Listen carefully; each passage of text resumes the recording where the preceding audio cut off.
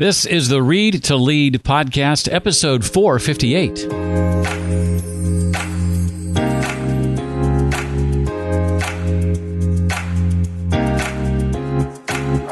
My name is Jeff Brown, and this is the podcast dedicated to your personal and professional growth. You know what? Since we met last week, I have turned another year older. Does it show? Can you tell? Well, hopefully not. I feel pretty much the same. Thanks for asking. I started this podcast many years ago out of a belief that if you want to achieve true success in your business and in your life, then intentional and consistent reading has to be a part of that plan. So what I try to do is bring you the main ideas and key insights from a book I've enjoyed through a conversation with that book's author. Sometimes I'll even do that by sharing a summary of a book, an audio summary of a book I've really enjoyed. Now, I haven't done that for quite some time, and I was messaging a particular author recently, and as I was talking to him, it reminded me that I hadn't done this in a while, and I thought I would bring you a book summary today. Another reason I wanted to do that, because it's a great excuse to remind you that each and every week you can get access to a new book summary at my website, jeffbrown.me. That's not the podcast website. You may be used to hearing readtoleadpodcast.com. Of course, that's where the podcast is found. But jeffbrown.me is where I'm building the Read to Lead community, and we offer a new book summary every single week. In fact, just over the weekend, we posted a summary for How to Win Friends and Influence People by Dale Carnegie. It's free to get access to those summaries. Just go to jeffbrown.me, create an account, and you're well on your way. Plus, you're a part of a community of others who take personal and professional development as seriously as you do. We can actually begin to develop, as it grows, conversations around some of these books, as we've just begun to do as we speak. Now, I'm going to admit right out of the gate that there's probably a better than average chance that you've read the book that's featured today, the summary that I'm going to share. If you haven't yet read it, I'll bet you've either purchased it to read or it's on your books I want to buy soon list. If you have read the book, like me, chances are you haven't read it in a while, and a refresher's never a bad thing. The book I'm talking about is Atomic Habits by James Clear. James and I were messaging back and forth over the weekend. I was congratulating him, among other things, on the fact that that book, Atomic Habits, has recently surpassed the 10 million copies sold mark. It's a present day How to Win Friends and Influence People, or The 7 Habits of Highly Effective People, or Think and Grow Rich. I mean, it's of that level, and it's a book that nearly everybody is familiar with, and as I said, many have already read. But I'd love to present to you an audio summary of that book today and how you can put it into practice. If you'd like to get access to the written summary of this book, and again, many others, just go to jeffbrown.me. So let's get started.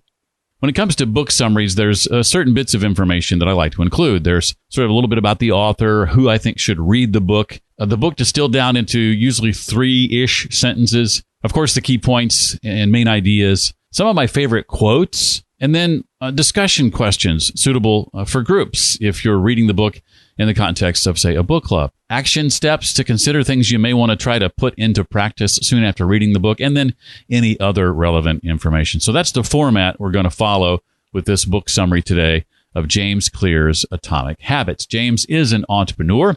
He's an author and speaker, and he writes about the intersection of science and practicality in behavior change. His book, Atomic Habits, explores how small incremental changes to habits can lead to significant improvements in various aspects of life, including health, wealth, relationships, and productivity. Well, who should read it? Well, it's suitable for anybody looking to make positive changes in their life or work and interested in learning about the science behind habit formation and change. And if I were to distill the book down into, say, 3 or so sentences, I would say that it outlines a framework for improving habits by focusing on small incremental changes, as we said, and setting clear goals and benchmarks. The book discusses the role of identity, environment, and progress in shaping habits, and provides strategies for building good habits and breaking bad ones. And James uses plenty of examples and case studies to illustrate the concepts and principles discussed in the book, and provides actionable tips and techniques for implementing the ideas in daily life. All right, now the key points and main ideas.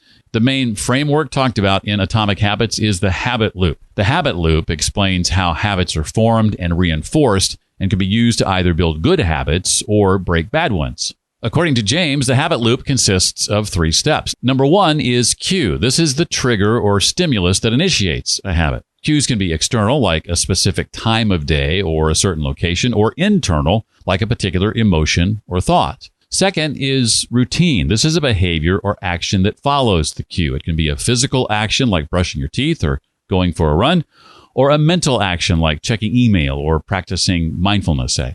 And third is reward. This is the positive outcome or pleasure that follows the routine, which reinforces the habit and makes it more likely you'll repeat it in the future.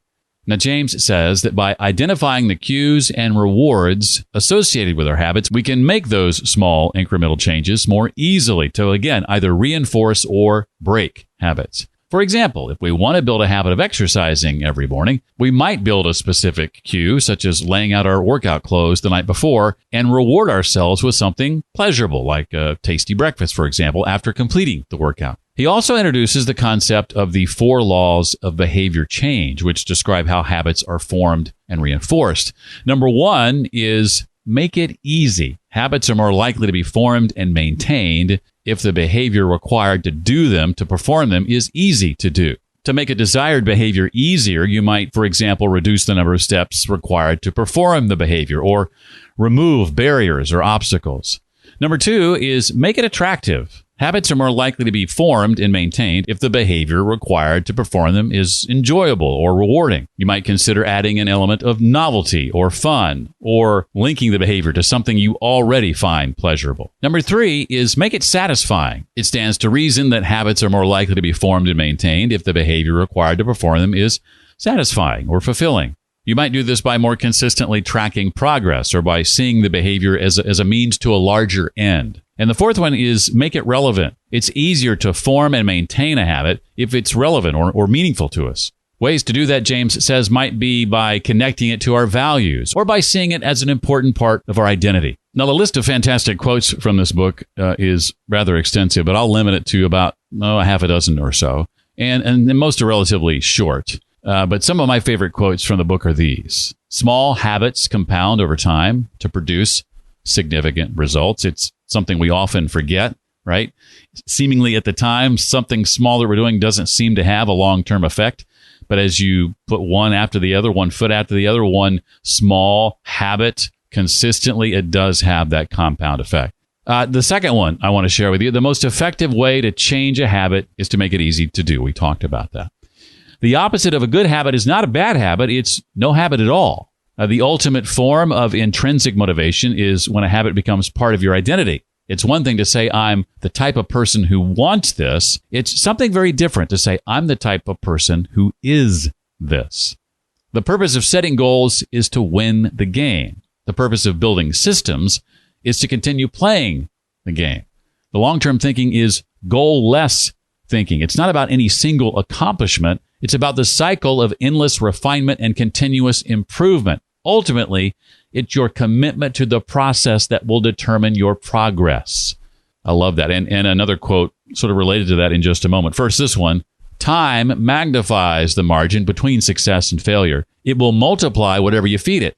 Good habits make time your ally. Bad habits make time your enemy.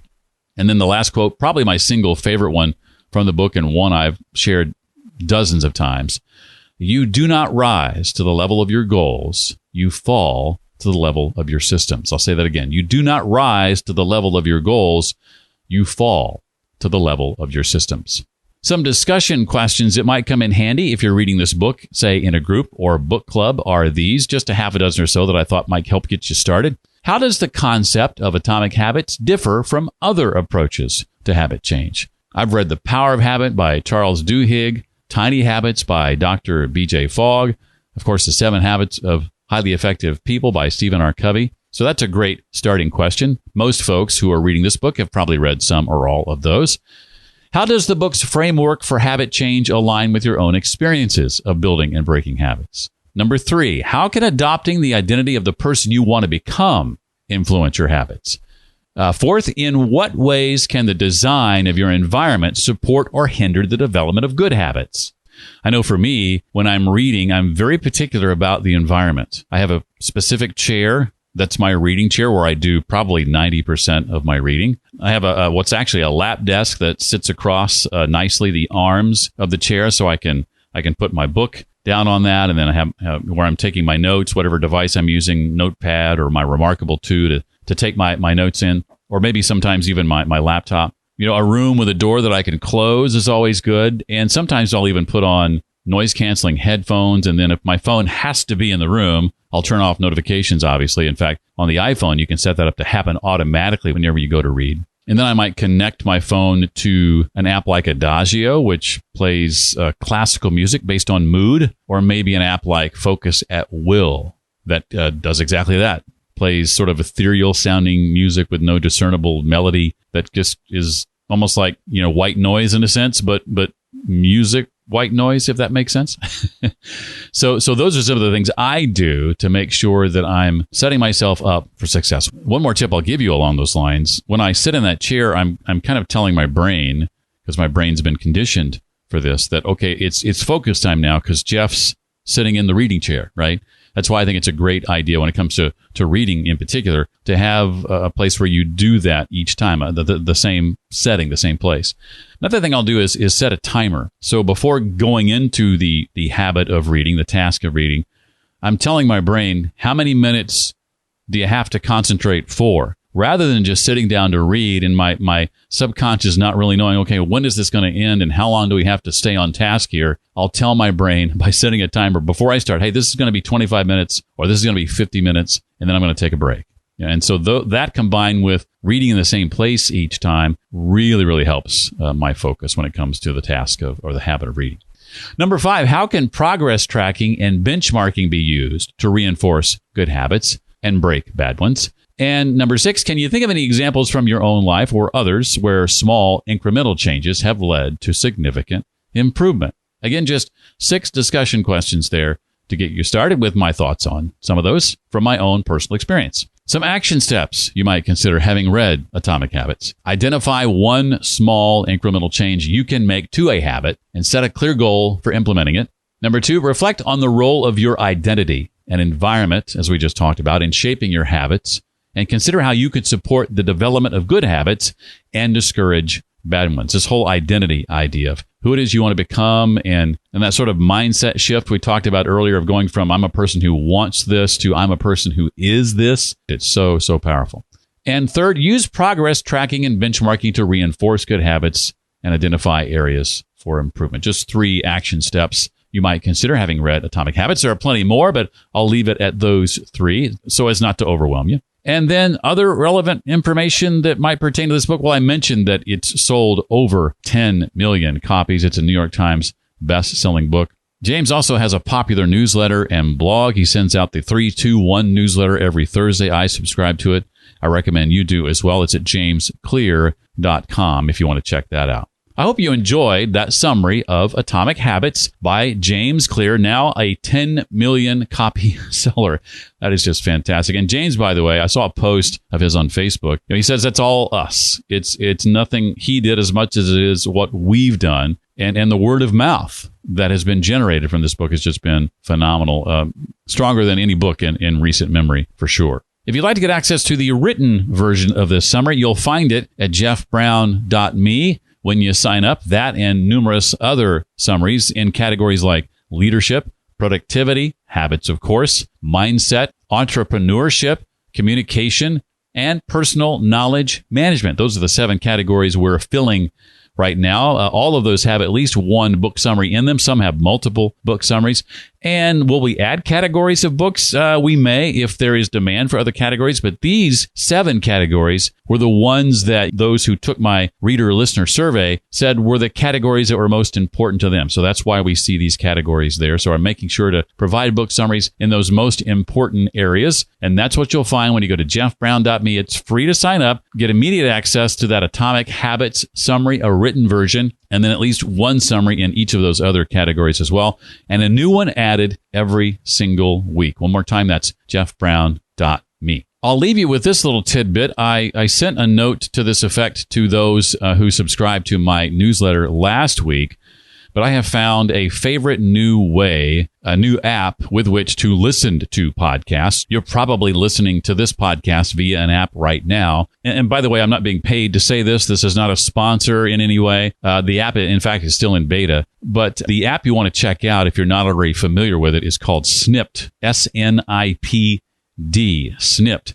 And the struggle with podcasts, as you probably know quite well, is when you hear things that you want to grab, that you want to remember, that are really powerful to you, that surprise you, that you may want to use in your own work in some way, it's very difficult. It always has been to pull that out of podcasts in a simple and in some ways automatic type way. Well, Snipped helps with that. One of its most powerful features is it creates transcripts for podcasts where there may not be any. Some podcasters provide transcripts, some don't. And what Snipped does in the app is if you want to grab a particular paragraph of something said and save in your notes app or somewhere electronically, you can just press a button on the app. A transcript is created within a few minutes. You get a notification when it's ready. And not only do you have a transcript, but the podcast episode has now been divided into chapters for you using artificial intelligence, Chat GTP or maybe Chat GPT-3, I'm not sure. One of those, and just by highlighting with your finger passages you want to save, Snipped will then sync automatically. And leveraging an app like Readwise, which we've talked about here on the show, you can have those highlights from the podcasts you listen to, from those transcripts, saved to your Notes app automatically. Whether that's a Notes app like I use, Obsidian, or Evernote, or Notion, and plenty of other options as well. So check out Snipped, S-N-I-P-D. It's available for Android and iOS, so you can search that in the App Store, or you can go to SNIPD.com to find out more. And again, not a sponsor or anything. I've been using it for a few weeks and really, really liking it. I've been asked to come in too and test some of their internal sharing features. You can share snips that you save with the community. You can also share them outwardly via social media, that sort of thing. But I encourage you to check it out. It's a fantastic app, and it's changed the way I listen to podcasts. In fact, I've found I'm listening to podcasts more regularly because of how much easier it is to pull information from them and save them permanently in my Notes app. All right, that's all I've got for today. I'm so glad you showed up. Thanks for being here. Really appreciate it. Until next time, remember, leaders read and readers lead.